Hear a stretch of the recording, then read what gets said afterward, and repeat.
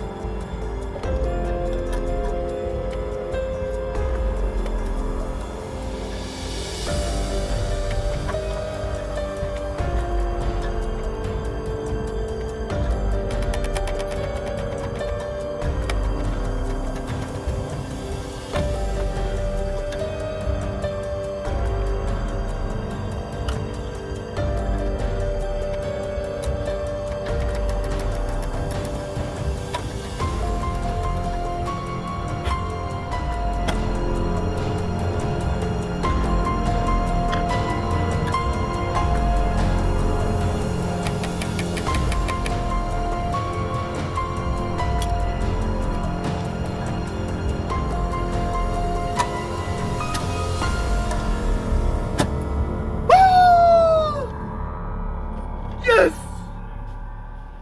Woo! Woo! Y'all look. Oh my God. All right, guys. I was in panic mode. Look at that. All right. Yeah, sometimes this stuff will eat at your soul, guys. So look, I felt I was about to lose it. All right, like right here. I was about to lose it because look, notice I'm threaded in the end part of it. So I felt the screw literally coming out of the the dipstick. Once that happened, I'm screwed because I ain't gonna have another place to bite. But as y'all can see, your boy came through once again. That's right, guys, another online mechanic tip. Yes, this is a Hemi, but this ain't about what size engine it is. It's about I don't know what this is about. It's about, yes, it's about accomplishing your goal. The goal was to get this broke piece of junk out of here. Now she can check her oil. She don't even know how much oil she got in it. So I'm gonna put the new one in here.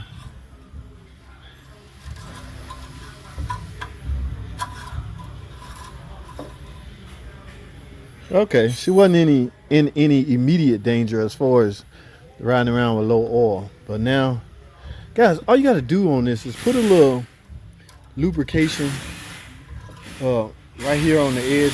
When you feel it start sticking, just put some permanent lube right here, and that should, cause it just moisture and stuff like that get in here and it'll stick. See, this one is new, so it's just coming in and out easy. But I'm sure this one was a pain. But y'all see what your boy. Do y'all see your boy? Y'all see what happened? I'm happy, guys. I got it out. That's all I have, man. Thanks for watching. I gotta go, man. I appreciate you guys tuning in, and I hope this online mechanic tip was useful to you, somebody out there. All right, that's all I have. Thanks for watching. What's up, JT? Hey, man, quick question. Is it safe to save transmission from failed torque converter by replacing the torque converter? I have repaired a mini transmission by simply replacing the torque converter. Depends on why you're replacing the torque converter. Torque converter shutter, torque converter failed a stall test, torque converter clutch problem. So it depends, right? So yes, if you pull the pin, you see a lot of clutch debris on the magnet. It likely came from the torque converter. So all of this is a broad question. It's like by replacing the hey man, quick question: is it safe to save a transmission? I have fixed a mini transmission by merely replacing the torque converter, but I was sure that the torque converter was my problem. So that's the biggest hurdle you need to cross first before you attempt to do it. URL. I don't remember calling that name. I hope you are subscribed to the channel, my friend. I hope you thumbs up the videos and all that good stuff. I have yet. I don't remember ever calling that name, but good to meet you and glad you are on the stream. JT, another question. I'm new to the Mopar family. Is 16 oil PSI safe on a 2011 Charger 3.6? While in drive, let's say at a drive-through, it all depends. These oil pumps on these Pentastar are what we call dual stage oil pumps. All right, meaning pressure may be a little higher at idle and a little, or vice versa, but it's all controlled by algorithm and sensors and things like that. Okay, I don't know if anything like etched in stone. I don't know if that's written in text that you should be such amount while you're idling, because I mean it's idle perceived at 700 RPM. I mean you can be idling with your feet on the gas 900. So I don't know. I don't know the numbers. Okay, that sounds safe. All right, but I don't know the technical numbers or the exact numbers, so it's hard to answer this. But that is a damn good question. I do know that these are dual stage oil pumps, so the pressure will vary depending on you not having problem causing loss of oil pressure. There's a big issue with loss of oil pressure on this engine. You could be losing it from oil gallery plugs, cam phasers, or anything. But this is a VVT engine, and it's important that you maintain proper oil pressure and proper oil level. Okay, oil level is more important, very important. All right, I gotta move on, guys. I'm at an hour. All right, I'm not. Yeah, we winding down. Okay, that's what's up, Wilfred.